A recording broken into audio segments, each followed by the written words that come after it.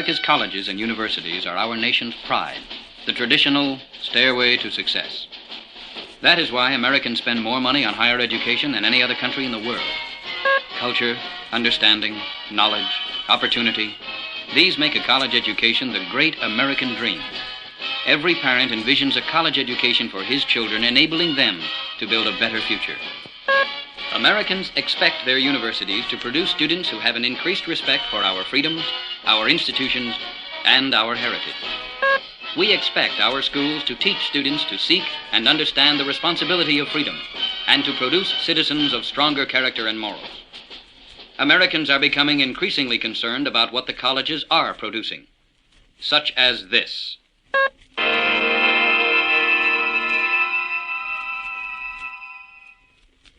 And this.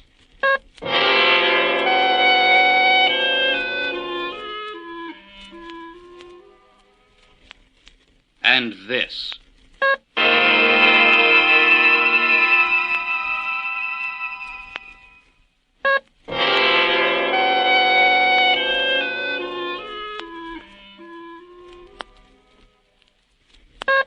While good Americans have been complacently minding their own business, others have been quietly and patiently working to destroy American ideals and subvert our institutions.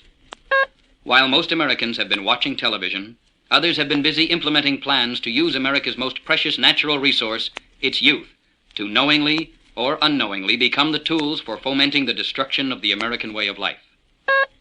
FBI Director J. Edgar Hoover has warned, quote, "The successful communist exploitation and manipulation of youth and student groups throughout the world today are a major challenge which free world forces must meet and defeat. Recent world events clearly reveal that world communism has launched a massive campaign to capture and maneuver youth and student groups." End quote. It would be convenient to dismiss the current wave of campus riots as merely the machinations of beatniks and misfits. America's enemies are counting on this natural human tendency to rationalize danger and remain complacent. Young people are the key to success of any movement, good or bad, for they are idealistic, bold, and vigorous. It is through the perversion of many worthwhile and humanitarian causes that the communists have built a slave empire, housing over 1 billion inmates. An empire that they must put walls around to keep people in. Lenin, the master strategist of world revolution, said, "Youth will decide." Lenin devoted an entire volume to the strategy for harnessing young people to the communist revolution. In this volume he states, quote, "We repudiate all morality that is taken outside of class concepts. Our morality is deduced from the class struggle of the proletariat." End quote. Lenin, when he dictates that morality is subordinated to the class struggle, requires that all communists reject truth and morality if it conflicts with the aims of communism. Communists, because of this basic keystone of their beliefs, will lie, commit murder, indulge in perversion, or commit treason if it aids the advancement of communism. Anything can be moral if it advances communism. If they did not do these things, they would no longer be communists, for this would be a rejection of Marxism-Leninism, the entire basis of their philosophy. How are young people recruited into the communist movement? The primary method is through what is known as front organizations. The communist leadership long ago realized that the name communist attached to an organization would be the kiss of death to its effectiveness. FBI Director J. Edgar Hoover, in his book, Masters of Deceit, exposes the front organization tactic. Quote, "A front is an organization which the communists openly or secretly control. Fronts probably represent the party's most successful tactic in capturing non-communist support. In this way, the party is able to influence thousands of non-communists, collect large sums of money, and reach the minds, pens, and tongues of many high-ranking and distinguished individuals. Moreover, fronts are excellent fields for party recruitment." End quote. The practical attitude of the communists toward those whom they entice into their front organizations was set forth by Joseph Stalin. Quote, "Some are members of the party, and some are not. But that is a formal difference. The important thing is that both serve the same common purpose." End quote. The communists are extremely clever in naming their fronts. Names are chosen which present a good image to the American public. Currently fashionable are words such as free speech, civil rights, peace, and democracy. Choosing these words puts opponents of the communists in a defensive position. An example of communist seduction of American youth is at the University of California at Berkeley, the nation's largest university. San Francisco has always been the Communist Party's West Coast headquarters. It is only natural that a nearby institution where students' tuition is paid by the taxpayers would become a target for communist exploitation. Such activities have been going on for many years. As an example, the California Senate 1965 Fact-Finding Committee on Un-American Activities report stated, quote, "We have given names of those students at the University of California who have defied the ban placed on travel to Cuba, and who since became leaders of the Berkeley Rebellion. Until the assassination of President Kennedy, the student Communist Front organizations propagandizing in favor of Fidel Castro were exceedingly active. But when it became evident that Lee Harvey Oswald was a member of the Fair Play for Cuba Committee, and that this organization was completely controlled by the Communist Party, it quietly ceased overt operations. But the travel from the United States to Cuba by communist student leaders has continued." End quote. The Berkeley campus attracted nationwide publicity in 1964 with its riots over the so-called free speech movement. How communists can create an influence over a large institution with few numbers is described by the Senate committee. Quote, "Communist techniques rarely change. It is fundamental that the party will always exploit large mass demonstrations such as strikes, rallies, and rebellions, and endeavor to transform them into class struggles. Thereafter they will propagandize, recruit, infiltrate, and consolidate their gains.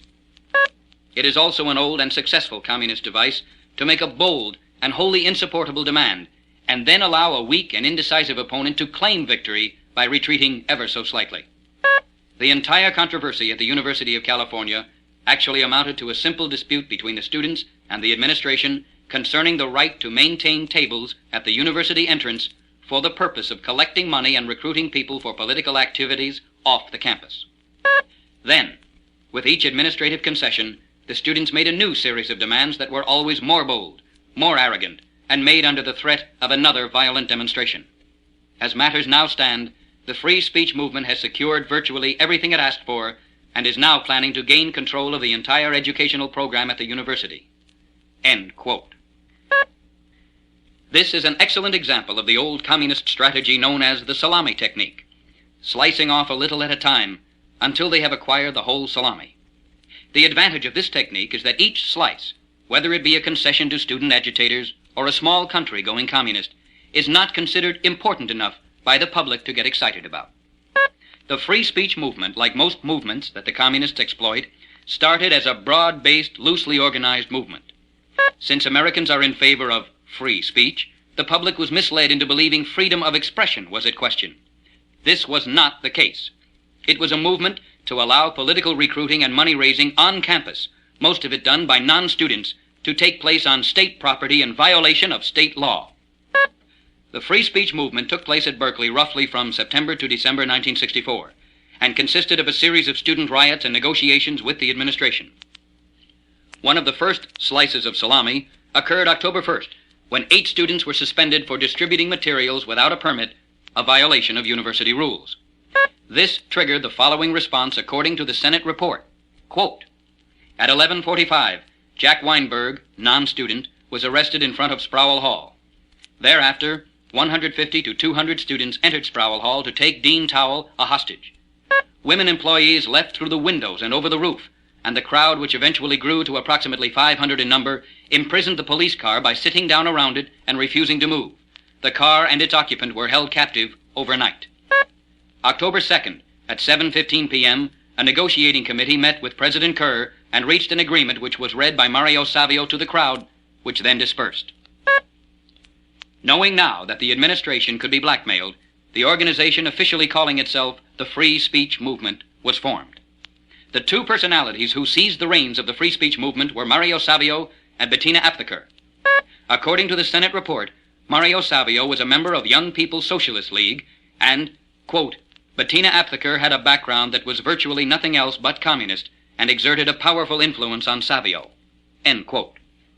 Bettina, whose father, Herbert Aptheker, is a member of the National Committee of the Communist Party USA, has since admitted publicly that she too is a member of the Communist Party.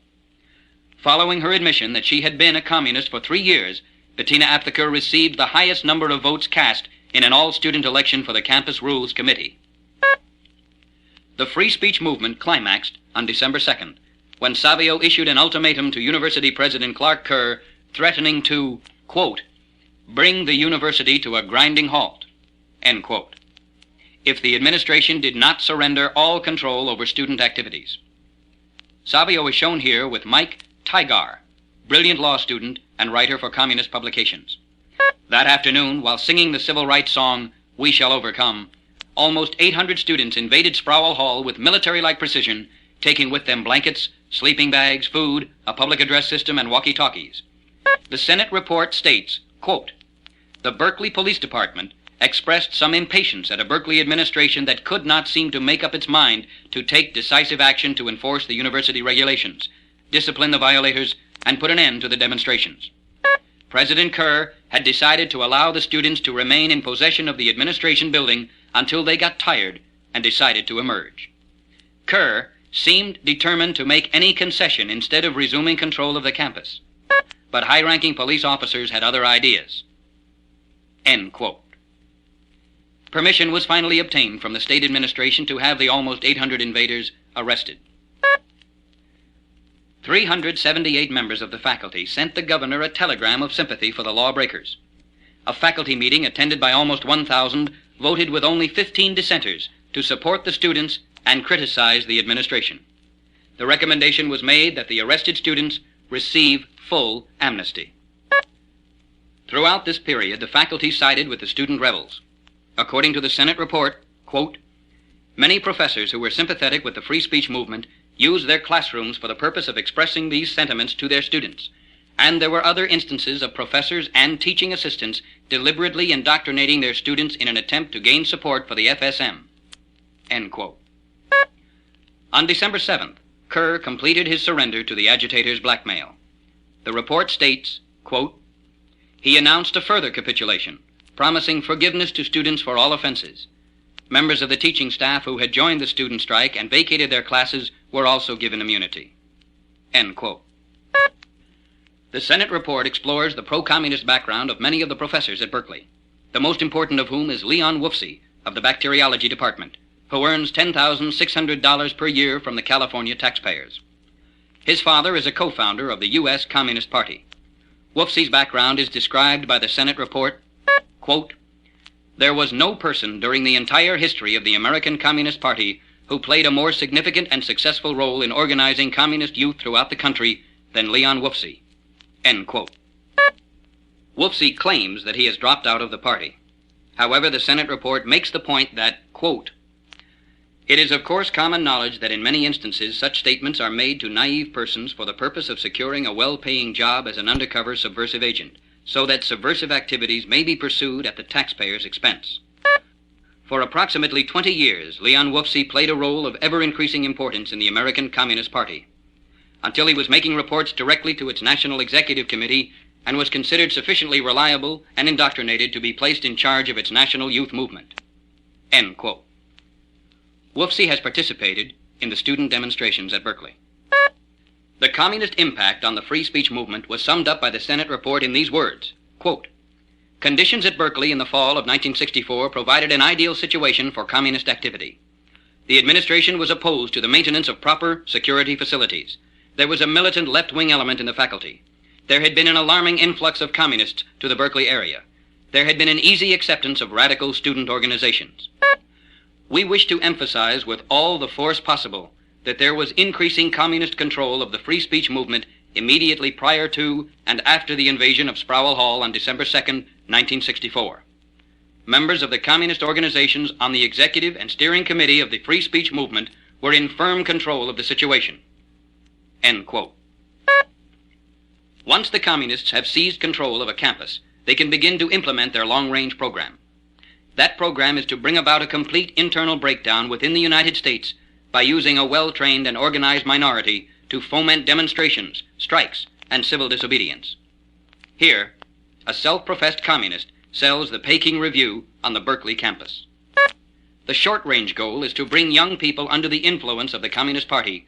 Manning this table is Yvonne Bond, fundraiser for illegal trips to Cuba.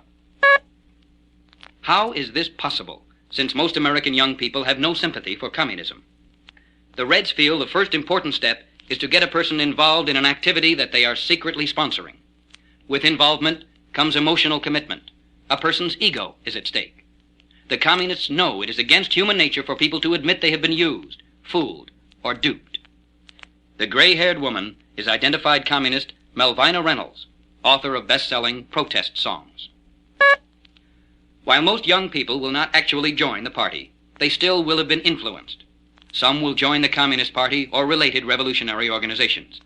The Reds know that young adults go through a natural period of cutting the apron strings. They endeavor to pervert this normal process into a complete burning of one's bridges.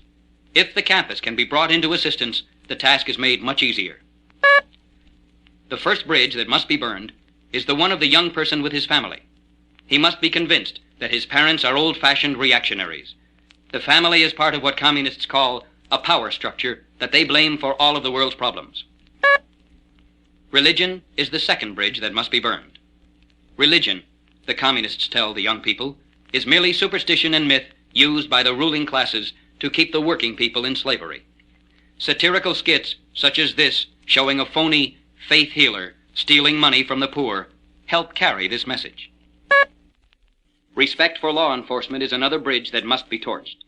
By filling the streets with lawbreakers, the communists force the police to intervene, and then they can claim police brutality and call the police the Gestapo.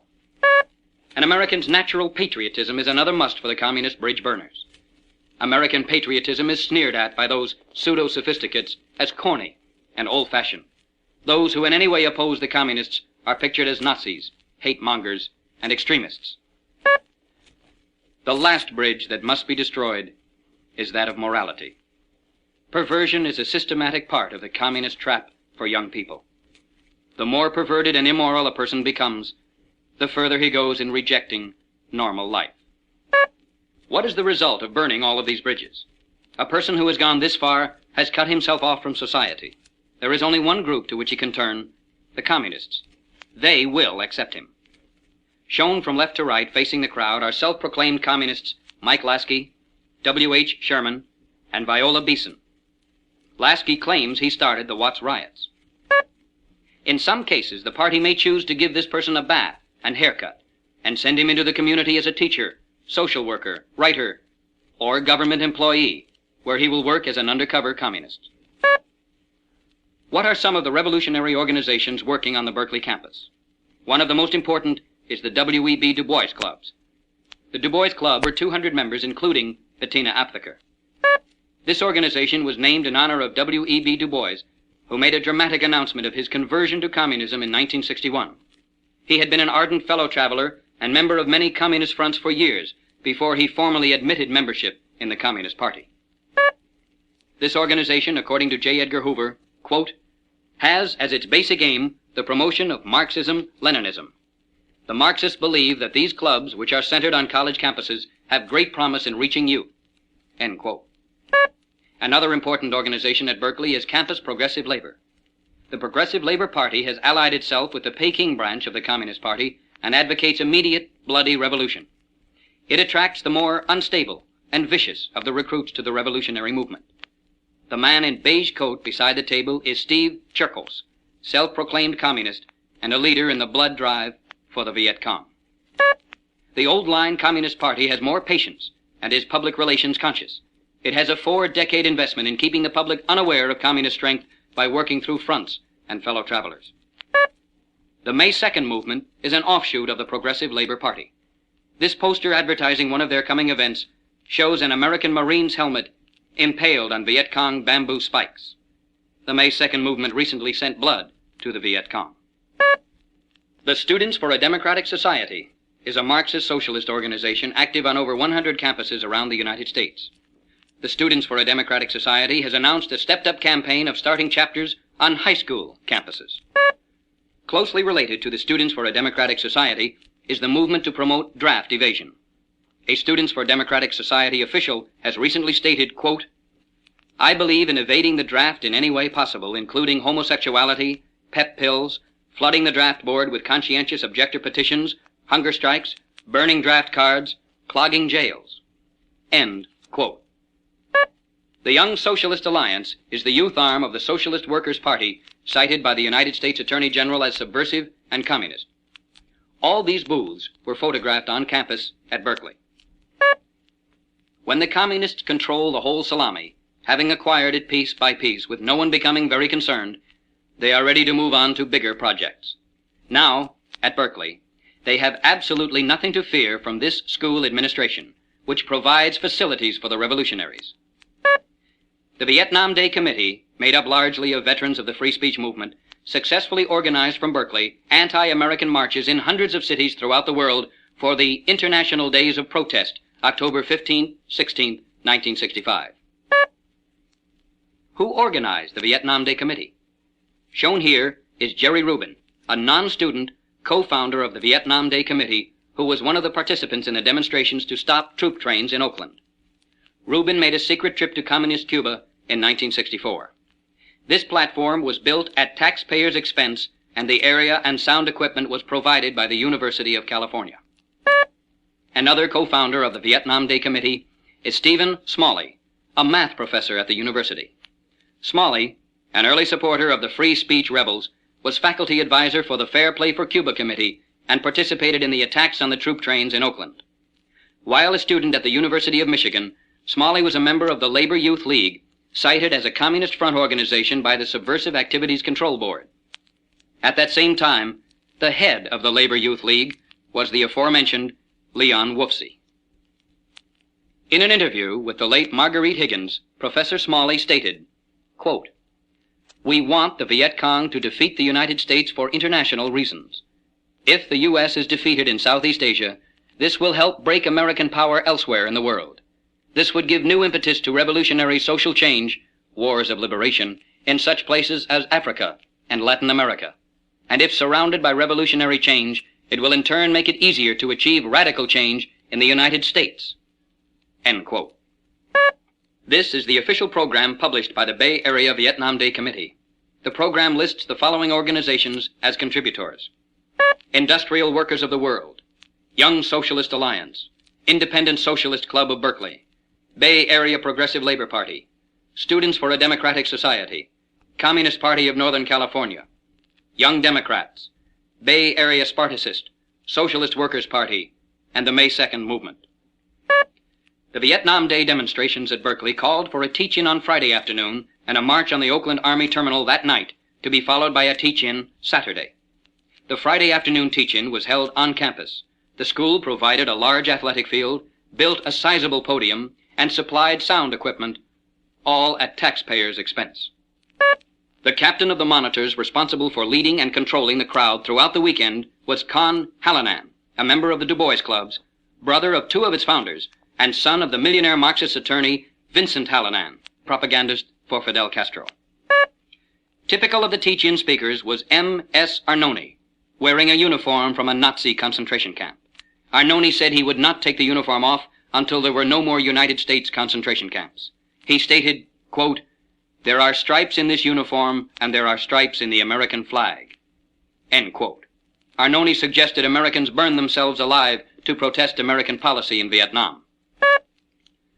Friday evening, the crowd began to gather for the march. Children watched from the bus of Ken Kesey, who has been convicted of selling drugs to minors. Leaders of the parade include the following, from left to right. 1. Robert Scheer of the Ford Foundation's Fund for the Republic, and a member of the Executive Committee of the Bay Area Student Fair Play for Cuba Committee. 2. Mike Meyerson of the Communist Du Bois Clubs, wearing a Viet Cong cap, who has recently returned from a trip to North Vietnam as a personal guest of Ho Chi Minh. He wears a ring fashioned from metal taken from a downed American aircraft. 3. Alex Hoffman, an advisor to the free speech movement, is on the faculty at Berkeley, and according to the Senate report, quote, has made no effort to conceal his Marxist convictions, end quote. 4. Beverly Axelrod, an attorney, has been active in the communist movement both in New York and California, and has recently traveled to the Orient to meet with Viet Cong representatives. Also in the forefront, shouting orders, was Berkeley high school teacher Richard Broadhead, a leader in the free speech movement and chairman of campus CORE. The Oakland police blocked entrance to their city, and the parade marched to a park in downtown Berkeley. In the park, the 15,000 marchers came face to face with 15 patriotic Americans. The police prevented violence from erupting. A tear gas bomb exploded in the midst of the crowd, sending them scurrying for fresh air. While some were frightened away, most returned as the march leaders started singing the civil rights song, "We Shall Overcome."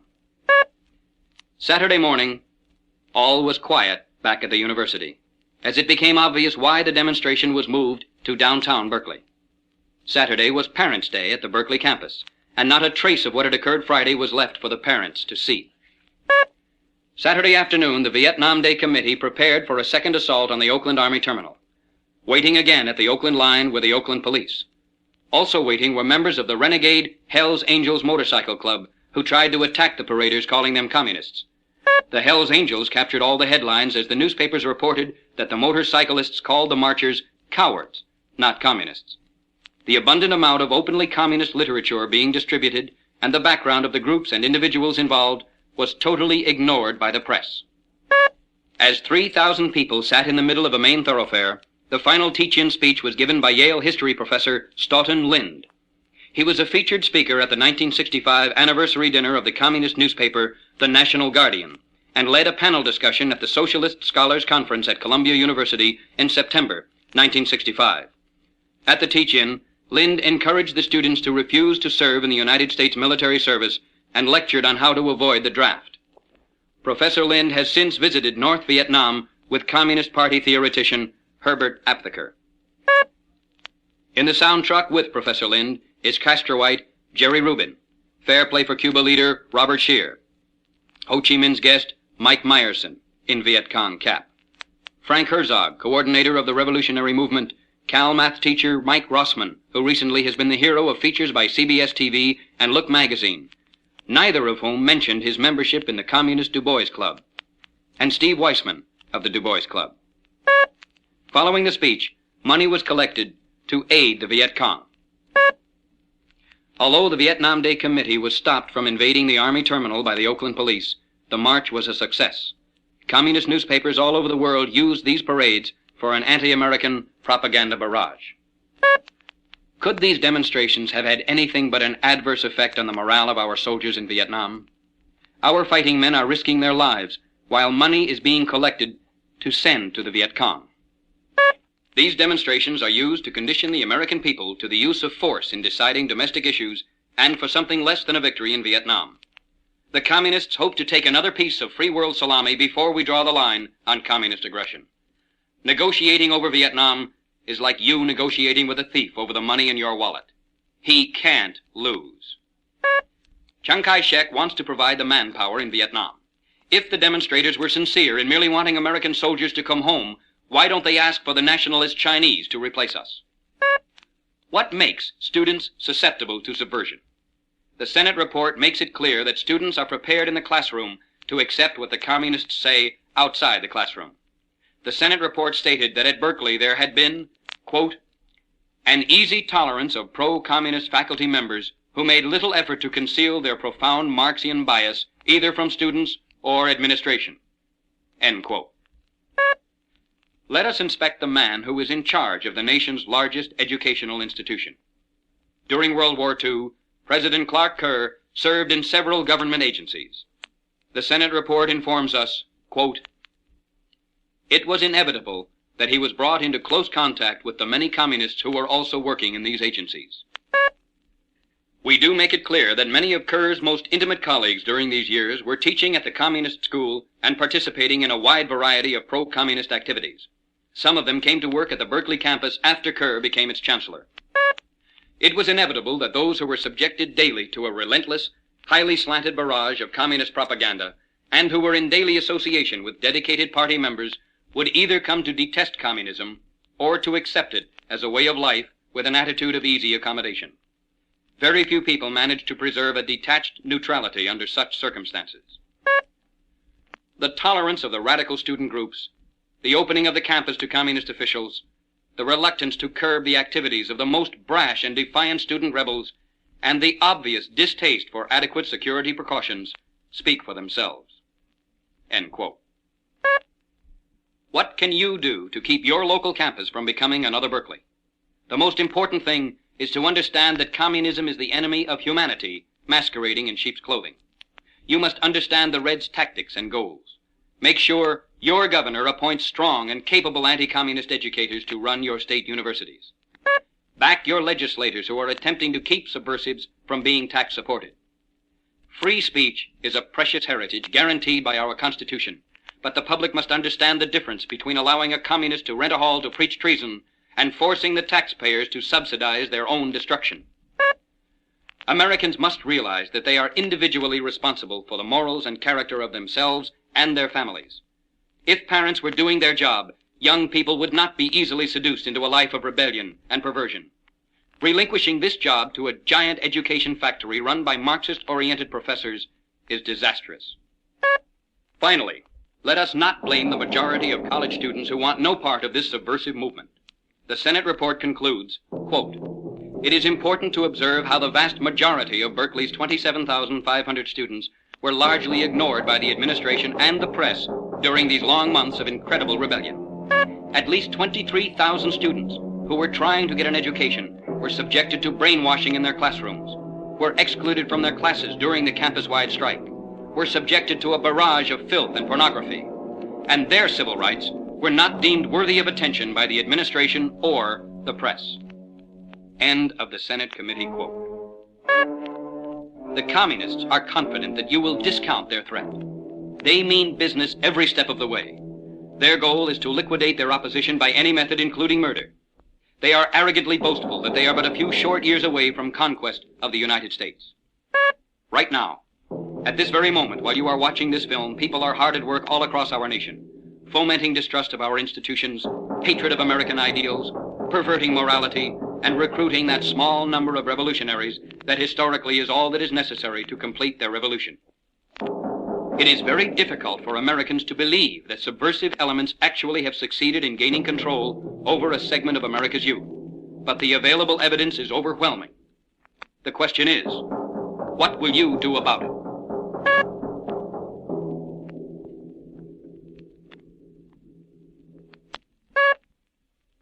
Americans must be made aware of this situation. To do your part, arrange showings of the Berkeley Revolution and distribute the fully documented script in pamphlet form.